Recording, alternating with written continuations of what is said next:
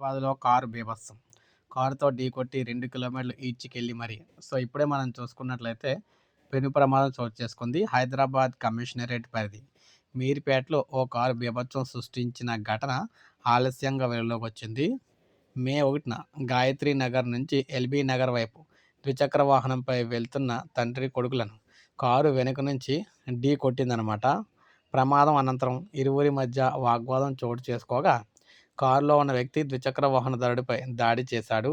అనంతరం డ్రైవర్ అక్కడి నుంచి పారిపోయేందుకు ప్రయత్నించగా తండ్రి జిలానీ కారు ఆపేందుకు ప్రయత్నించాడనమాట. అతడు బానెట్పై ఉండగానే కారు ఆపకుండా డ్రైవర్ సుమారు 2 కిలోమీటర్ల మేర లాక్కెళ్ళాడు. ఇక్కడ మందమల్లమ్మ చౌరస్తా వద్ద ప్రయాణికులు అడ్డుకోవడంతో బాధితుడిని వదిలి పరారయ్యాడు.